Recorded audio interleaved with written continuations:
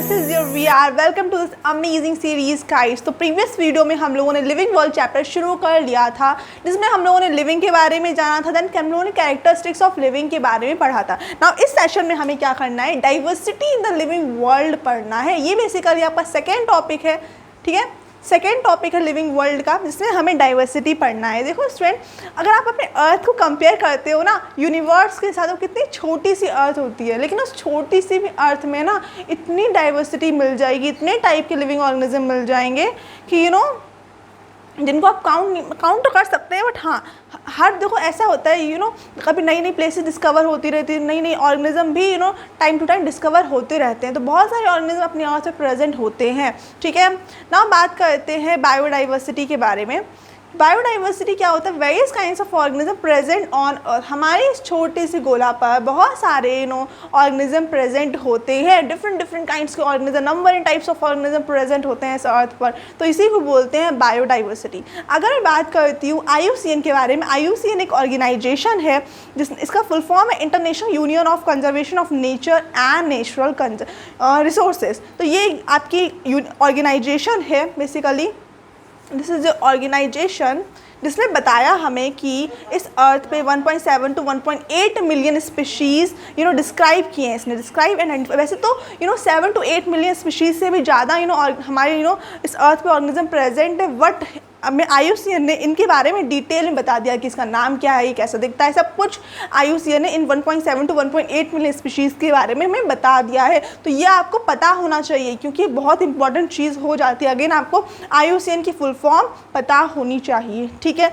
ना। हम बात करते हैं इतने ऑर्गेनिज्म प्रेजेंट है हमारी अर्थ में, तो उनके कुछ ना कुछ नेम होंगे। हमारे अर्थ की बात करते हैं तो बहुत डिफरेंट टाइप की लैंग्वेज बोली जाती हैं इस वर्ल्ड में, डिफरेंट टाइप की लैंग्वेज बोली जाती हैं। तो अगर डिफरेंट लैंग्वेज बोली जाएंगी तो डिफरेंट लिविंग ऑर्गेनिज्म के नेम्स होंगे, राइट। अगर हम इंडिया की बात करें, सिंपल में बोल लेते हैं डॉग, डॉग को हम लोग हिंदी में बोलते हैं कुत्ता एंड इंग्लिश में बोलते हैं डॉग। अगर वही हम लोग कहीं और अदर कंट्री में पहुंच गए और जहाँ पर कोई पर्सन ना तो डॉग के बारे में जानता है और ना ही कुत्ते के बारे में जानता है और उसको अलग ही कुछ बुलाता है, तो प्रॉब्लम है ना। तो हम लोगों ने क्या किया, कुछ नेम्स रख दिए, कुछ साइंटिफिक नेम्स रख दिए लिविंग ऑर्गेनिज्म के, और बोल दिया कि इन्हीं नेम के बेसिस पे आप हर जगह जाने जाओगे, यानी कि अलग अलग नेम, ये एक पर्टिकुलर नेम है आपका, बस इसी के बेस पे आप जाने जाओगे, ठीक है। देखो लिखा भी है, local names vary place to place. Local names भी प्लेस टू प्लेस वेरी करते हैं। क्यों वेरी करते हैं, क्योंकि ड्यू टू डिफरेंट लैंग्वेज होने की वजह से नेम्स होते वेरी करते हैं। Even with in city, state और कंट्री। अपनी कंट्री में देख लो यार, कितनी लैंग्वेज बोली जाती हैं, साउथ में अलग, नॉर्थ में अलग, ईस्ट में अलग, वेस्ट में अलग, है ना, बहुत लैंग्वेज बोली जाती है। तो हमारे यहाँ भी जो नेम्स होते हैं वो डिफर करते हैं। नाउ बात करते हैं, has there is need to standardize the naming of living organism. इसीलिए हमें नेम को बेसिकली स्टैंडर्डाइज करने की ज़रूरत पड़ी, ठीक। तो भाई जो नेम हम लोग रखते हैं ना, उस प्रोसेस को बोलते हैं नॉमेनक्लेचर। जब कोई न्यूबॉर्न बेबी होता है तो बेसिकली हम लोग क्या करते हैं, उसका नॉमेनक्लेचर करते हैं। लेकिन नॉमेनक्लेचर करने से पहले क्या करते हैं, उसका आइडेंटिफिकेशन करते हैं कि वो लड़का है या फिर लड़की, देन तभी तो नॉमेनक्लेचर करते हैं। तो देखो भाई, सबसे पहले पढ़ते हैं nomenclature. The scientific need for stable and internationally accepted system for naming the living organism of the world has generated a process called nomenclature. तो ऐसे नेम जो इंटरनेशनली एक्सेप्टेड हो, मतलब हर जगह एक्सेप्टेड हो, ऐसा नहीं कि आप यहाँ पर कुछ और नेम से बुला रहे हो, कहीं और चले गए तो कुछ और नेम से बुला रहे हो, ऐसा नहीं, आपको हर जगह एक ही नेम यूज़ करना पड़ेगा। तो उसको बोलते हैं नॉमेनक्लेचर। लेकिन नॉमेनक्लेचर करने के लिए कंडीशन होती है, और वो कंडीशन क्या है, assigning a specific name to an organism, one should determine or number of its kinds of feature correctly so that one can identify it in each and every part of the world known as identification। हम लोग क्या करते हैं, किसी भी organism को first time देखते हैं तो उसको आइडेंटिफाई करते हैं। अच्छा इसके 2 पैर हैं, अच्छा ये 2 पैर हैं, 2 पैर नहीं 4 पैर ले लो, है ना, 4 पैर हैं, पूंछ है इसकी, बड़ी बड़ी आँखें, अच्छा ये बिल्ली है। तो ऐसे हम आइडेंटिफाई करते हैं। तो इस प्रोसेस को बोलते हैं आइडेंटिफिकेशन। जब आइडेंटिफिकेशन कर लेते हैं देन फिर हम लोग उसका क्या करते हैं, नॉमेनक्लेचर करते हैं।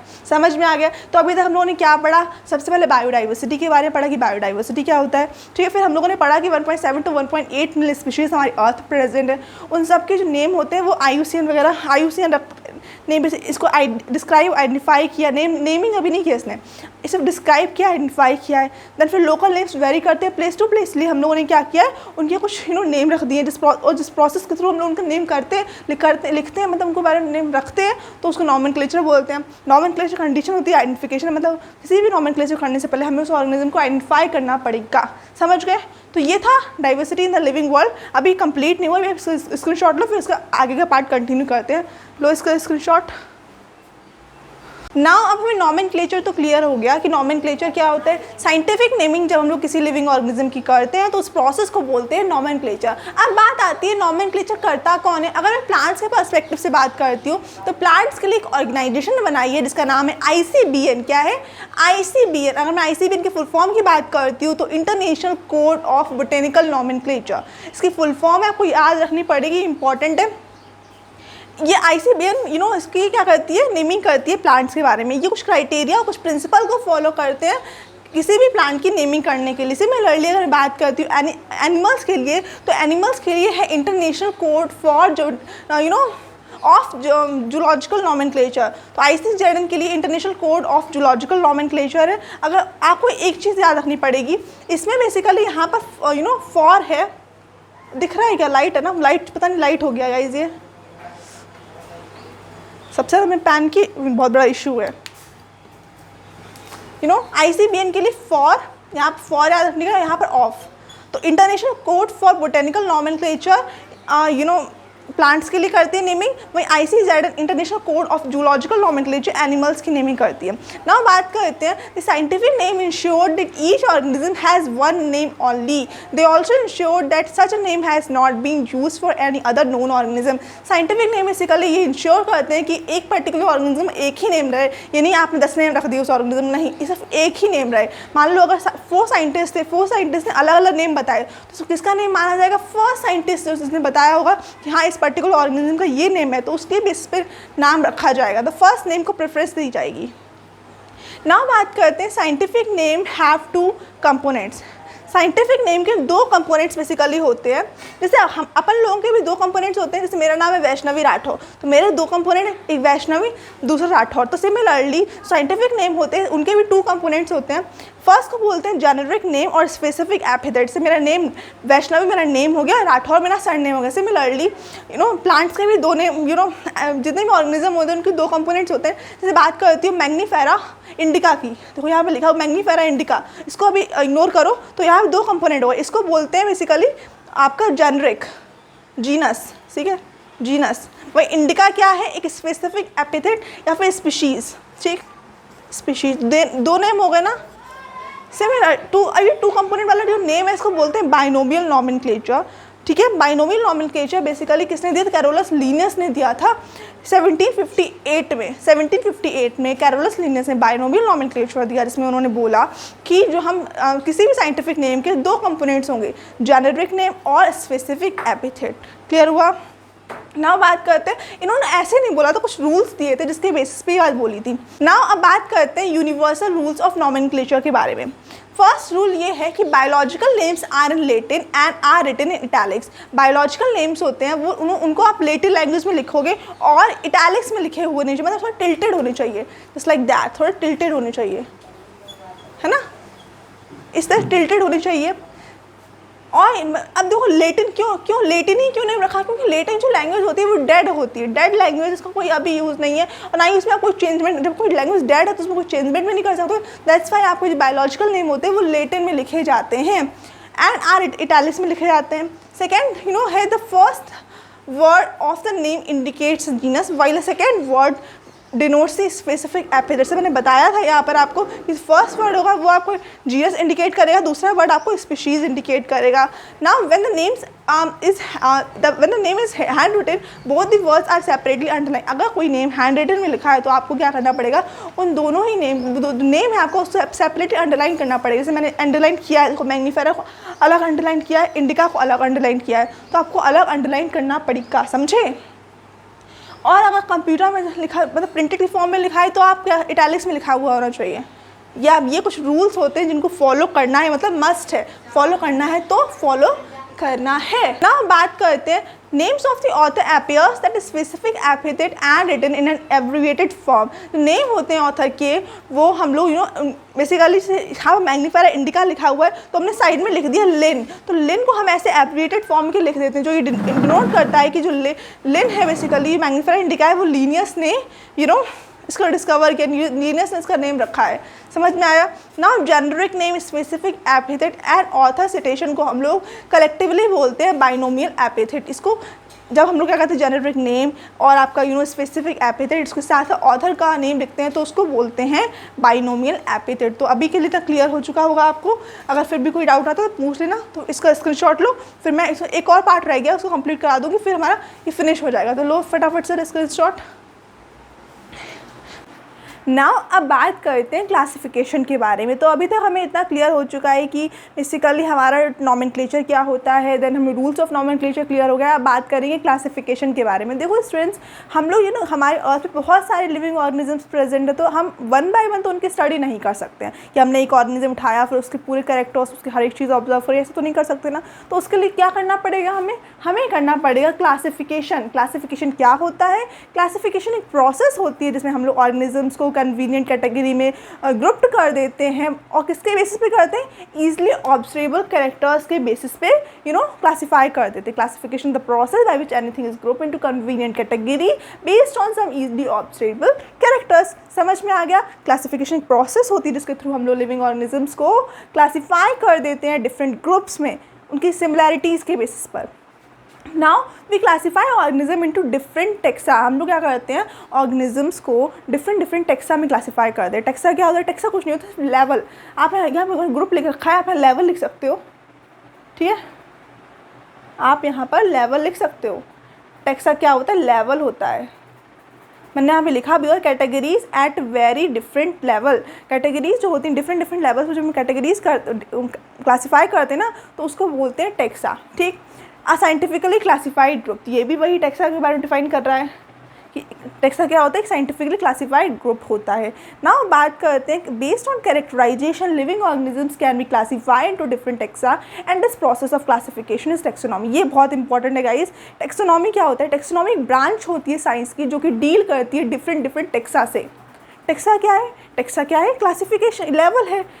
हम डिफरेंट ऑर्गेनिज्म को उनकी सिमिलैरिटीज़ के बेसिस पे क्लासीफाई कर देते हैं। हमने मान लो एक ऑर्गेनिज्म, मान लो 5 ऑर्गेनिजम्स हैं, 5 ऑर्गेनिजम्स हैं जो कि सिमिलर है, तो हमने उनको एक टेक्सा में रख दिया, तो ये मान लो अब इसमें एक ऑर्गेनिज्म ऐसा है जो कि किसी और दूसरे ऑर्गेनिज्म से बहुत मैच कर रहा है, तो हमने उसको अलग कैटेगरी में डिवाइड कर दिया। तो ये होते हैं टेक्सा होते हैं, ये फर्स्ट टेक्सा, ये सेकेंड टेक्सा। तो इन सब से जो डील करती है वो होती है branch, basically branch of science with taxonomy. Clear हो गया? नाउ हाँ, तो ये तो आपको क्लियर हो गया। लिविंग ऑर्गेनिज्म को जब हम लोग क्लासीफाई कर देते हैं डिफरेंट टेक्सा में, तो उसको बोलते हैं टेक्सोनॉमी। नाउ बात करते हैं किस बेसिस पे हम क्लासीफाई करते हैं। तो देखो, कुछ एक्सटर्नल एंड इंटरनल स्ट्रक्चर के सबसे पहले तो आपका यही होता है कि हम जब किसी भी ऑर्गेनिज्म को देखते हैं तो उसके एक्सटर्नल अपीयरेंस ही देखते हैं ना, उसके मॉर्फोलॉजिकल कैरेक्टर्स देखते हैं। मॉर्फोलॉजिकल कैरेक्टर क्या होता है? External structure of living organism. ठीक, तो किसी भी ऑर्गेनिज्म की मॉर्फोलॉजिकली पहले हम लोग देखते हैं, उसके बेसिस पे क्लासीफाई करते हैं ऑर्गेनिज्म को। सिमिलरली इंटरनल स्ट्रक्चर्स भी ऑब्जर्व करते हैं। देन वे स्ट्रक्चर ऑफ सेल उसके देखते हैं कि उसका सेल कैसा है, सेल में कौन कौन से ऑर्गेनल्स प्रेजेंट है उनको देखते हैं। फिर हम लोग देखते हैं डेवलपमेंट प्रोसेस, कैसे वो डेवलपमेंट कर रहे हैं। फिर देन देखते हैं इकोलॉजिकल इन्फॉर्मेशन ऑफ ऑर्गेनिज्म, किसी भी ऑर्गेनिज्म की इकोलॉजिकल इन्फॉर्मेशन देखते हैं। क्लियर हुआ? नाउ जो आपके क्राइटेरियाज हैं ये एसेंशियल होते हैं and form the basis of modern taxonomy. जो क्राइटेरियाज हैं ये बेसिस है मॉडर्न टेक्सोनॉमी के। ठीक है, तो ये आपको पता होना चाहिए। और एक और चीज़ मुझसे मिस हुई है कि टेक्सोनॉमी के जो आपके टेक्सोनॉमी को किसने दिया है, ये है कैरोलस लीनियस। तो कैरोलस लीनियस ने टेक्सोनॉमी के बारे में हमें बताया। ठीक है, कैरोलस लीनियस। ठीक है, तो कैरोलस लीनियस ने टेक्सोनॉमी कैरोलस लीनियस जो है टेक्सोनॉमी के फादर हैं। ठीक है, नाउ अब कुछ प्रोसेस होती हैं जिसके थ्रू हम लोग टेक्सोनॉमी करते हैं। ऐसे ही अब टेक्सोनॉमी मतलब कैटेगरी में डिवाइड कर रहे हो, यही तो मतलब हुआ। तो कैसे कैटेगरी में डिवाइड कर रहे हो? तो कुछ प्रोसेस होती है जिसके थ्रू हम लोग टेक्सोनॉमी कि मतलब कुछ बेसिस होते हैं ना। बात करते हैं फर्स्ट बेसिस है कैरेक्टराइजेशन। अभी हम किसी ऑर्गेनिज्म को देखते हैं तो क्या देखते हैं, सबसे पहले देखते हैं कि ऑर्गेनिज्म दिख कैसा रहा है, तो उसके पहले सबसे पहले तो देखते हैं morphological characters, right.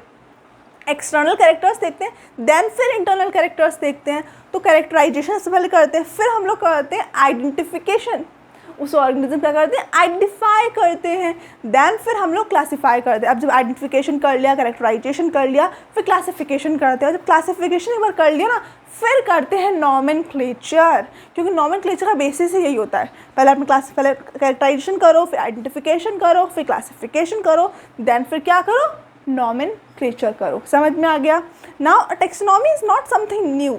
Earliest classification were based on the uses of various organism, uses of various organism। okay fine। तो देखो भैया टैक्सोनॉमी ज़्यादा न्यू नहीं है, ये नहीं कि टैक्सोनॉमी अभी जस्ट आई है, नहीं ऐसा नहीं है। टैक्सोनॉमी बहुत बहुत बहुत पुरानी है। अर्लियर जो साइंटिस्ट थे या फिर अर्लियर पीपल थे, उन्होंने क्या किया था, अपनी ज़रूरत के हिसाब से क्लासिफिकेशन कर लिया था। जैसे उन्हें फूड एंड, अब ज़रूरत किस चीज़ की होगी, फूड एंड शेल्टर की होगी, तो उसके लिए उन्होंने उस बेसिस पे क्लासीफाई कर दिया था डिफरेंट ऑर्गेनिज्म को। समझ में आ गया। तो ये था बेसिकली क्लासिफिकेशन के बारे में। इसके बाद मैं आपको पढ़ाने वाली हूँ सिस्टमैटिक्स। तो आप क्या करोगे, इसका स्क्रीनशॉट लोगे तो फटाफट से ले लो। अब बात करते हैं सिस्टमैटिक्स के बारे में।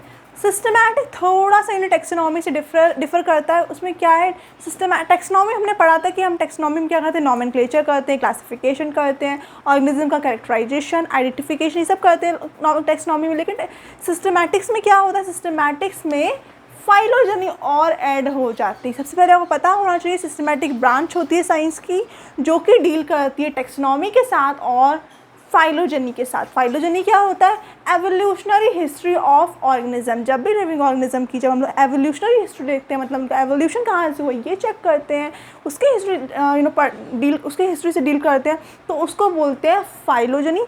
फाइलोजेनी अगेन एक ब्रांच है साइंस की, ब्रांच ऑफ साइंस जो कि डील करती है evolutionary history of living organisms के। सिस्टमैटिक्स में टैक्सोनॉमी में आती है, फाइलोजेनी में आती है। सिस्टमैटिक्स डील करती है टैक्सोनॉमी के साथ एज वेल एज फाइलोजेनी के साथ। टैक्सोनॉमी किसका डील करती थी, आइडेंटिफिकेशन के साथ, क्लासिफिकेशन, कैरेक्टराइजेशन, इन सब का डील करती है टैक्सोनॉमी।